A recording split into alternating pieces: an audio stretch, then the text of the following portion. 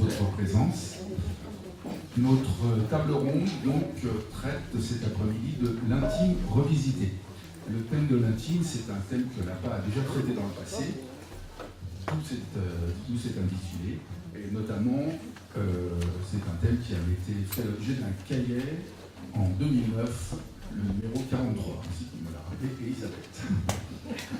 Depuis 20 ou 30 ans, la notion d'intime et d'intimité a connu une évolution considérable du fait de l'avènement d'Internet, des nouveaux outils numériques, des réseaux sociaux, etc. Le propos de cette table ronde va donc être de tenter d'établir une nouvelle définition de l'intime, d'examiner ce qu'a apporté le passage de l'intime à l'extime, de considérer les effets en retour de cette évolution sur l'écriture de soi. Nous allons donner la parole à 3 invités qui vont nous éclairer par leurs interventions. Invités que je vous présente rapidement avant de le faire plus précisément dans un second temps, plus longuement. Mais avant, je voudrais excuser et dire quelques mots de Fabrice No qui devait être parmi nous et qui a dû se récuser pour des raisons personnelles.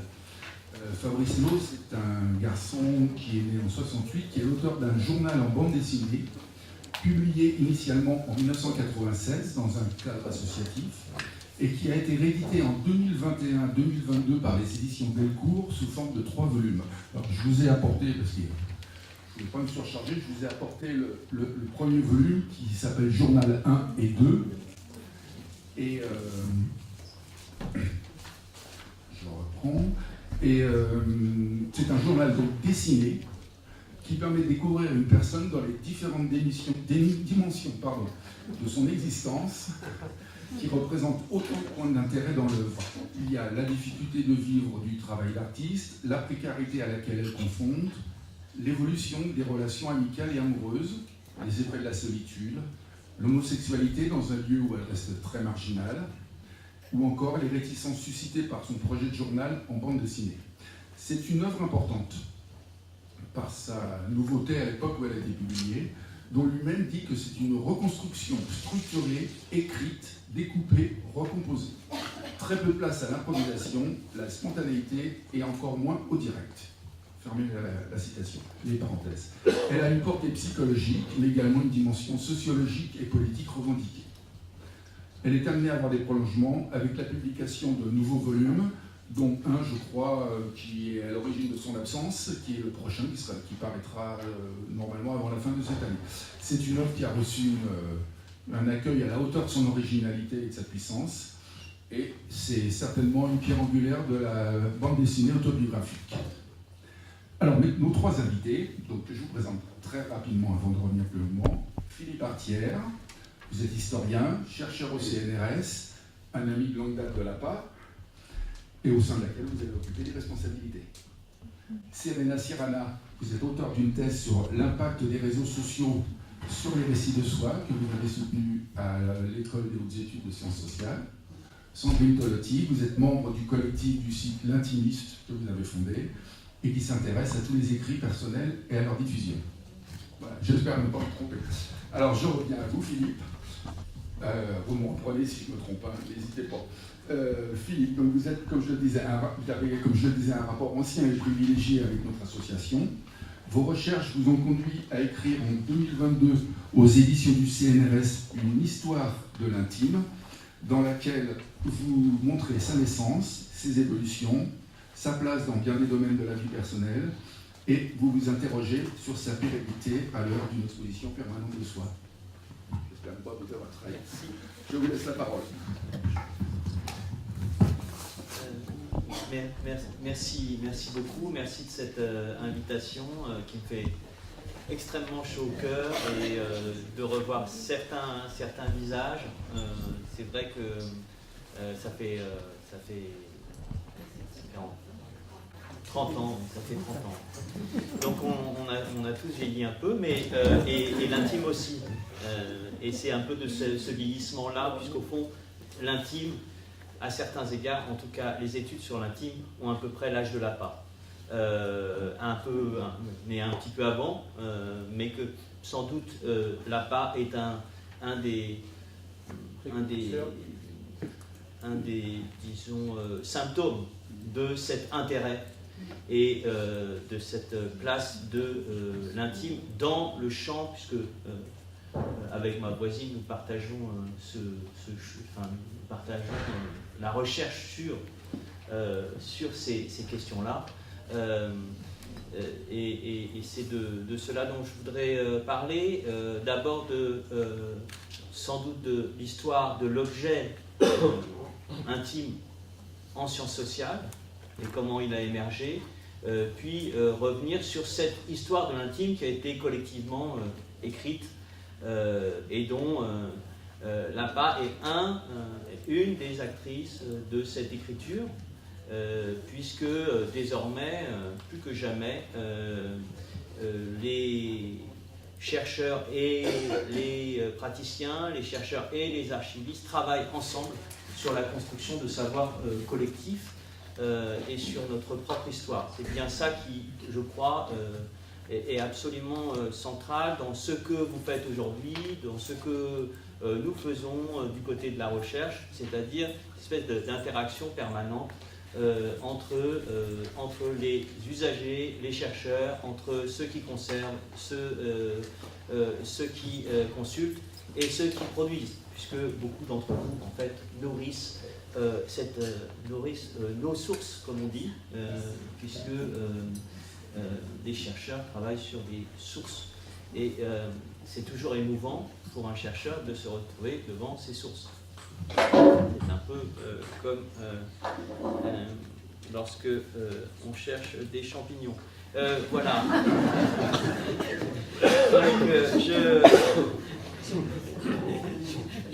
Donc, évidemment, le chercheur est toujours très impressionné quand il est face à ces champignons. Enfin, parce qu'il se dit, oulala, je ne pensais pas qu'il y en avait autant.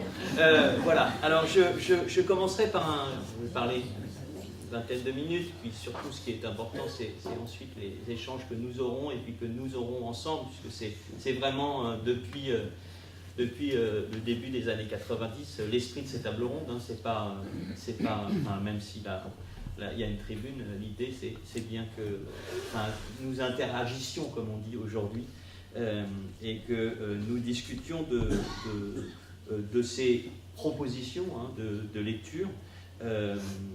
Alors peut-être revenir un tout petit peu avant la création de l'association pour l'autobiographie, au moment où émerge l'objet intime dans le champ des sciences sociales et plus précisément dans le champ de l'histoire.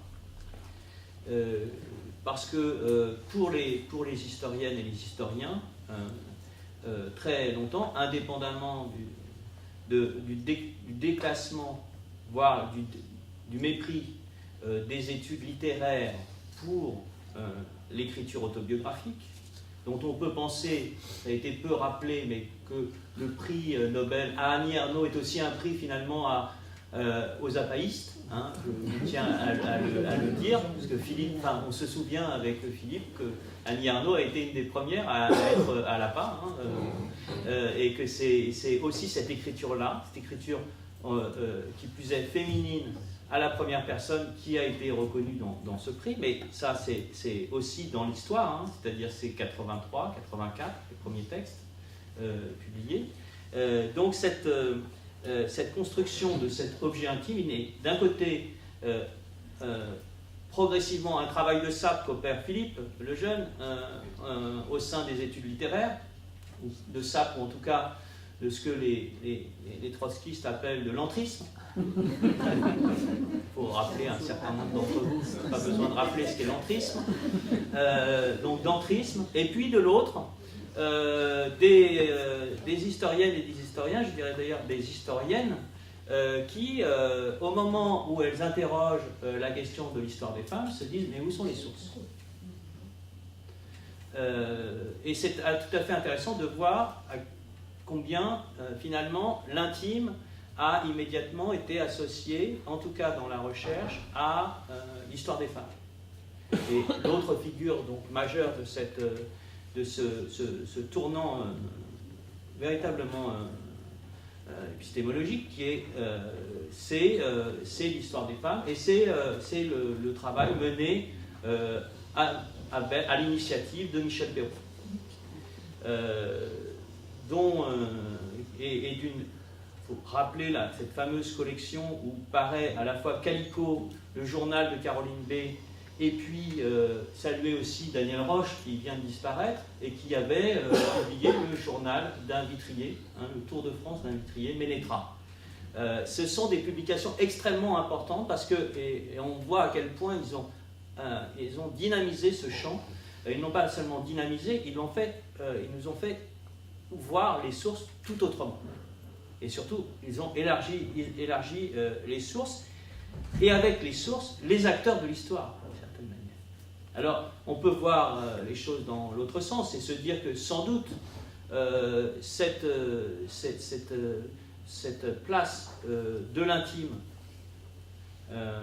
et cet intérêt pour l'intime, il est lié au fait que, et j'y reviendrai, à la fin des années 70, au début des années 80, d'autres questionnements. Le questionnement historien, je l'ai dit, s'élargit. Évidemment, la question du genre, il y a la question du corps, qui rentre massivement comme objet d'histoire. N'oublions pas que l'histoire du corps est encore une fois un objet récent. L'histoire des sexualités, objet récent. L'histoire des sexualités, c'est premier volume de l'histoire des sexualités de Michel Foucault, 1975. 1976, pardon. La volonté de savoir. Et donc cette histoire contemporaine de l'intime, elle met beaucoup de temps à émerger, y compris pour être prise au sérieux. On considère que tout ça, c'est pas bien intéressant par rapport aux mouvements sociaux. Alors c'est paradoxal, en venant à pied dans Paris, et en voyant toutes ces camionnettes de CRS et ces motards et tout ça, je me disais, c'est marrant, c'est assez bizarre comme chemin, parce que je fais un chemin inverse.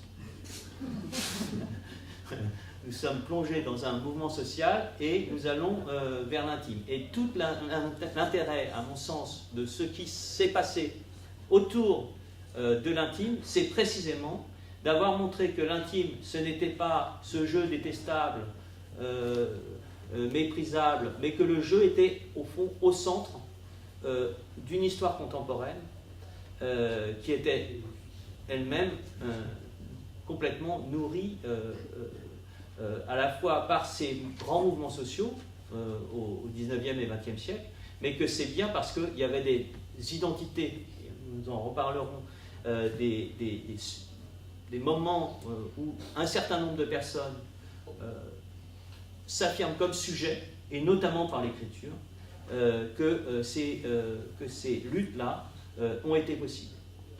Alors, les acteurs de l'histoire, et puis évidemment, une conception de l'histoire qui change et qui ne regarde plus seulement ce qui se passe dans la rue, ne regarde plus seulement ce qui se passe dans les palais, mais regarde ce qui se passe de plus en plus à l'intérieur.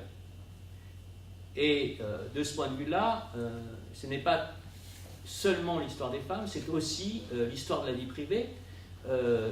Et si on y songe, l'histoire de la vie privée, donc, qui s'incarne dans 4 volumes aux éditions du Seuil, dirigés par Georges Duby et Philippe Ariès, au milieu des années 80, cet objet-là, en fait, il est traversé dans sa dernière partie, c'est-à-dire la partie contemporaine, par l'intime.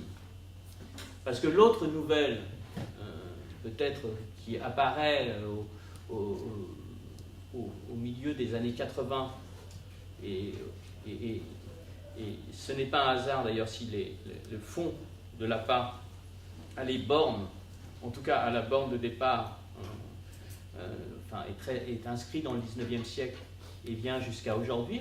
Savoir des questions, c'est voilà, qu'est-ce que seront les archives déposées à la PA dans 10 ans, mais en tout cas, il est inscrit dans un moment historique qui est celui de construction d'un sujet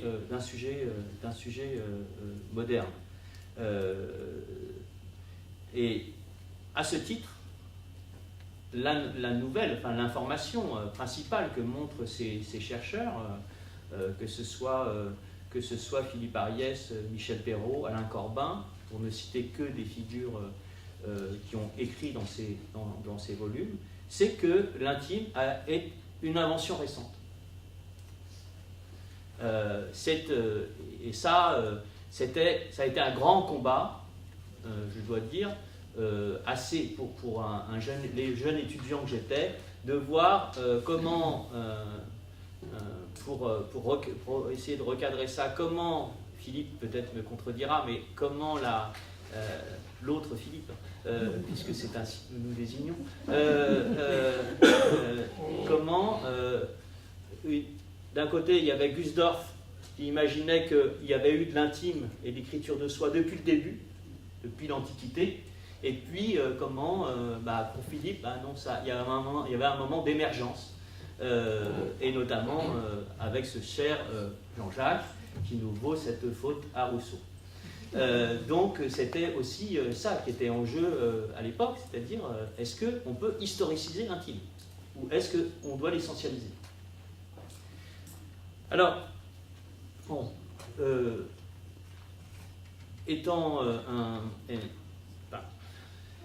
ayant été amené à travailler sur un certain nombre de ces archives du 19e et du 20e siècle, nous avons, puisque nous sommes nombreux à avoir,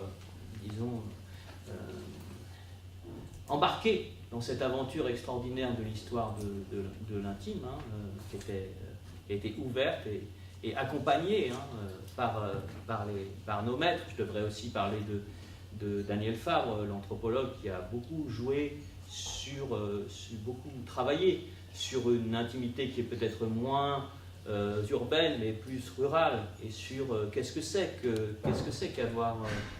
l'intimité dans les espaces géographiques méditerranéens où le dedans et le dehors sont peut-être ces frontières-là, en tout cas au 19e et au 20e siècle, sont beaucoup plus fines. Alors, ce qu'il apparaît, ça va être un peu caricatural évidemment, parce qu'on a essayé ce qu'on peut mettre en avant comme hypothèse, en tout cas, sur cette histoire de l'intime, c'est que l'histoire de l'intime, elle naît véritablement au tournant des 18e et des 19e siècles. Elle naît dans un contexte donc de droit, de nouveaux droits,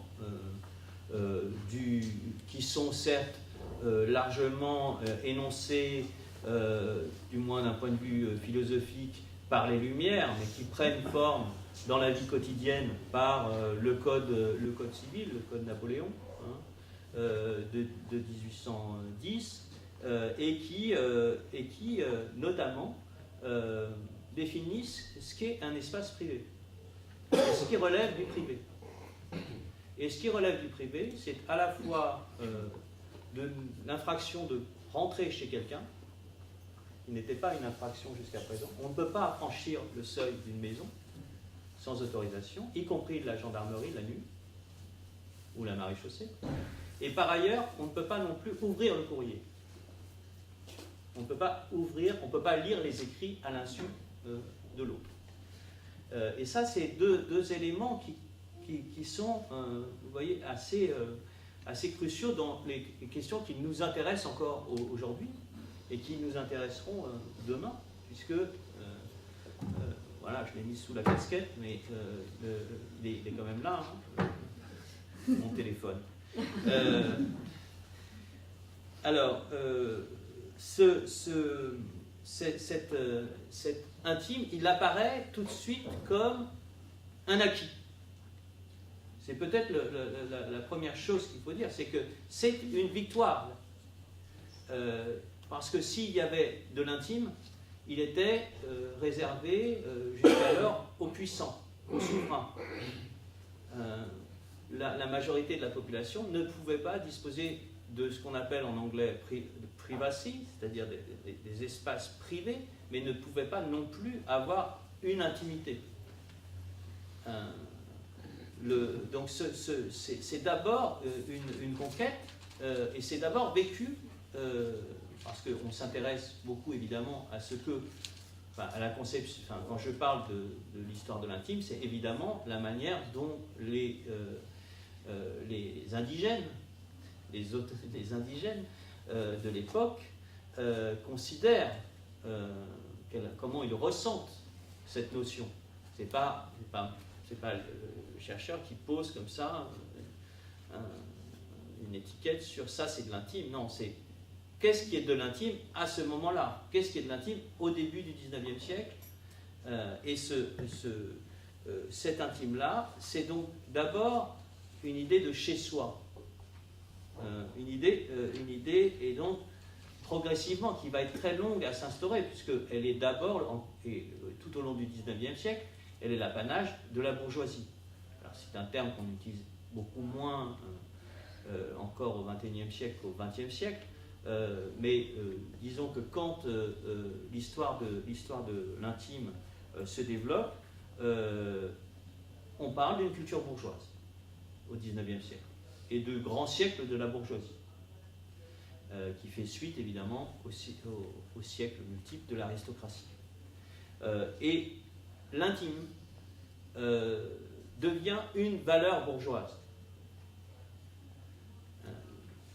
Michel Perrault, Alain Corbin l'ont bien montré s'agissant des espaces, de la spatialisation dans les appartements, dans la vie quotidienne, mais on peut aussi, si on s'intéresse à l'histoire du corps, considérer que l'une des grandes valeurs de la bourgeoisie, c'est la pudeur.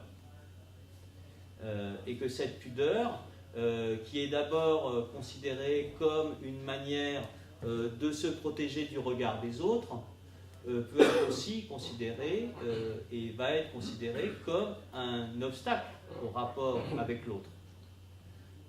Cette pudeur castratrice, diront ensuite les psychanalystes. Donc cette invention de la pudeur, il me semble qu'elle dit bien l'ambiguïté de cette notion d'intimité au XIXe siècle. Et c'est elle, je vais aller très vite parce que comme j'ai 4h30 je crois, c'est ça que vous m'avez dit. On a le week-end, hein, Philippe. C'est bien cette intimité bourgeoise qui va être remise en cause par un certain nombre d'entre vous. Enfin, si je puis me permettre à regarder, voilà, moi je suis né en 68, mais voilà, et en tout cas par un certain nombre de personnes ayant vécu ce tournant des années 60, où cet objet, par exemple, du journal personnel, qui est au cœur de vos réflexions et de vos pratiques, est à la fois un espace d'expression de soi, et en même temps, on dit de subjectivation, et puis en même temps, un espace de contrôle. Bon. J'espère que vous avez... j'ai apporté la casquette parce que maoïste, mais j'espère que vous avez tous lu votre petit livre rouge de Lapa, qui est Le Mois des Demoiselles, et le fameux palindrome. Le palindrome, le titre en palindrome, qui est assez essentiel, puisqu'il montre bien aussi les deux aspects. J'ai toujours pensé que c'était un livre très foucaldien d'ailleurs, mais je sais que Philippe n'est pas tout à fait d'accord sur ce point. Toujours est-il que le journal est aussi à l'intersection de ce statut de l'intimité on va dire avant 68. 68 n'étant pas, disons, les années 60, mai-juin 68, non, disons, on va dire, globalement les années 60, en Occident. Évidemment, enfin, je le dis, j'aurais dû le préciser, je ne parle là que de l'intimité dans le monde occidental. Ça veut dire donc qu'en fait, je ne parle que de ce qu'on pourrait considérer comme une histoire minoritaire. Enfin, du point de vue démographique, l'histoire de l'intime en Occident, c'est minoritaire. Il faut le savoir. Donc, on a l'impression que c'est majeur, c'est pas majeur du tout. Il n'empêche que si on s'en cantonne à ce point-là, ce qui se passe dans un certain nombre de pays, de culture occidentale, à ce moment-là, c'est une remise en cause de l'intime. C'est une remise en cause de l'intime, ou tout au moins, c'est une politisation de l'intime. Que ce soit sur le plan du corps, de la sexualité, que ce soit du point de vue des espaces qui ont défini l'intime. C'est, pour vous donner un exemple tout simple, c'est le fait que à partir des années 60, 70, certains magasins de vêtements décident qu'il n'y aura pas de cabine individuelle, mais que toutes les femmes vont essayer les vêtements dans la même pièce. C'était le cas, notamment, la première boutique d'Agnès B, c'est ce qui frappait tout le monde, c'est que tout le monde voyait, enfin toutes les femmes voyaient le corps de toutes les femmes. Toutes les femmes étant quand même toutes les femmes. Enfin, voilà, parce que je vais très vite, parce que je suis obligé d'aller très vite, mais évidemment, et je l'ai dit, cette histoire de l'intimité et le rapport que les individus entretiennent avec l'intime, et c'est peut-être une différence avec aujourd'hui, il est traversé par la dimension sociale. On ne dispose pas de la même intimité quand on est une ouvrière dans le textile au début du XXe siècle ou quand on est un homme bourgeois parisien des années 60. Hein. C'est à peu près évident. C'est évidemment que tout ça doit être nuancé, mais qu'il est plus difficile d'avoir une chambre à soi quand on est dans une famille ouvrière que dans une famille bourgeoise. Pour des raisons très simples, qui sont des raisons financières. Alors, révolte, politisation de l'intime et lieu du politique. C'est peut-être ça qui est passionnant dans l'histoire de l'intime, c'est que l'intime devient un lieu politique. Et de ce point de vue-là, les publications, si on suit l'histoire des éditions, on voit combien ces années 70 ont été le moment, non pas de la publication de textes émanant de personnes de Kidam, comme vous et moi, mais plutôt de ce que j'appelle les exceptionnels ordinaires, c'est-à-dire des criminels, des fous,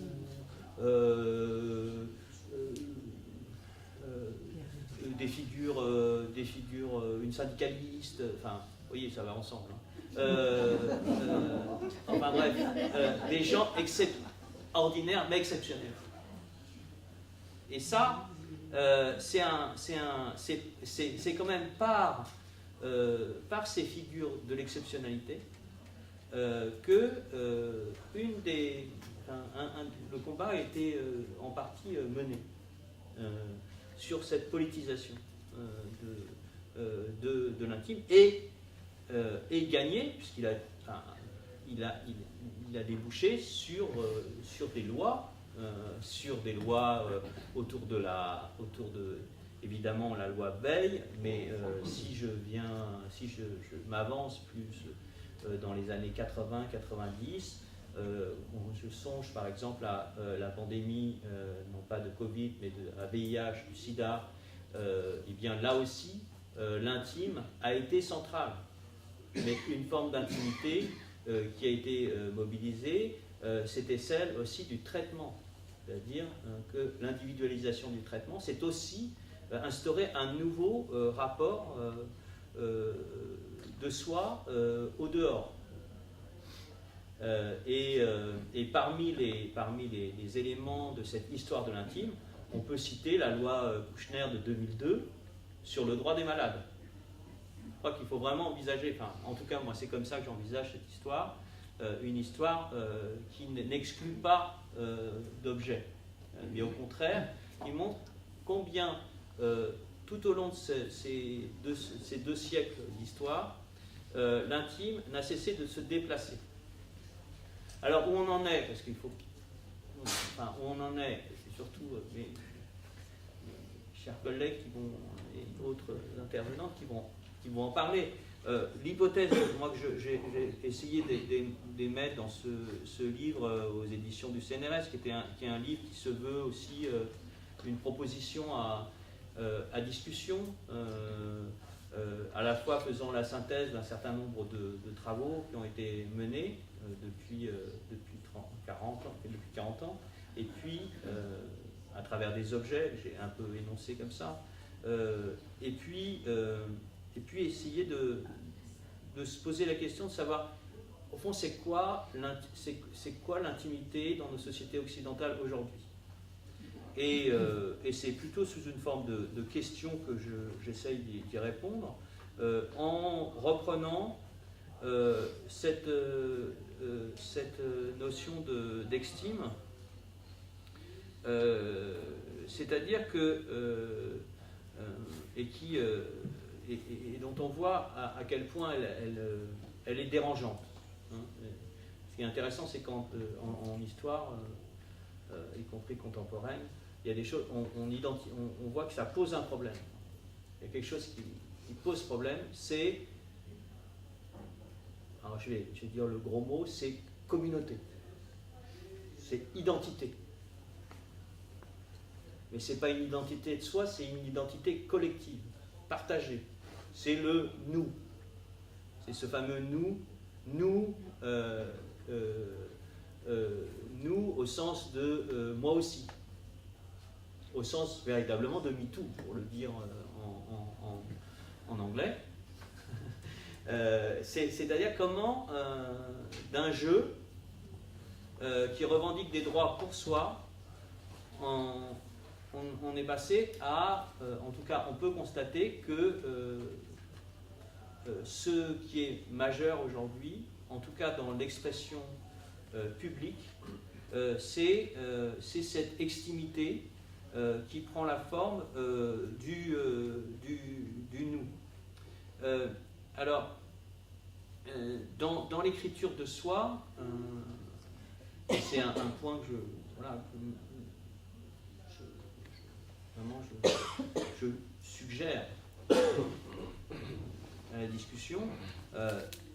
Il me semble que l'un des on va parler comme les dangereux psychiatres, un des symptômes, c'est le fait que c'est l'apparition d'écriture partagée.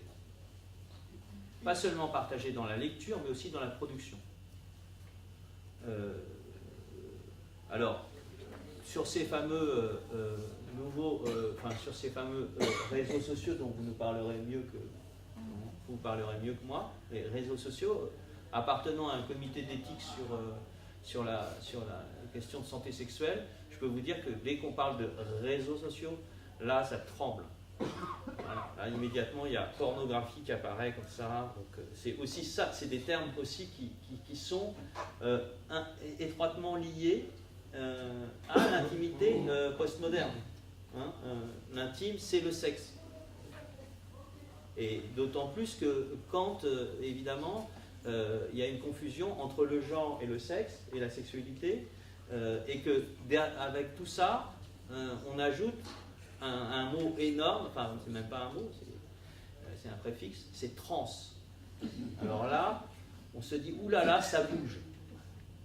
Et une des questions, c'est est-ce que l'ex-team ne serait pas un trans-team?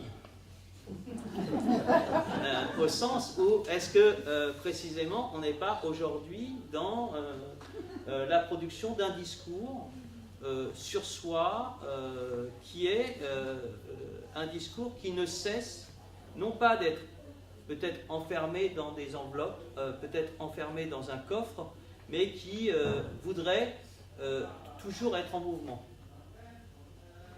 Alors, je finirai sur cette, évidemment, sur cette provocation, vous comprenez, sur ce trans-team, qui n'est pas dans l'ouvrage que j'ai publié, mais qui depuis, voilà, depuis un an et demi, me semble tout à fait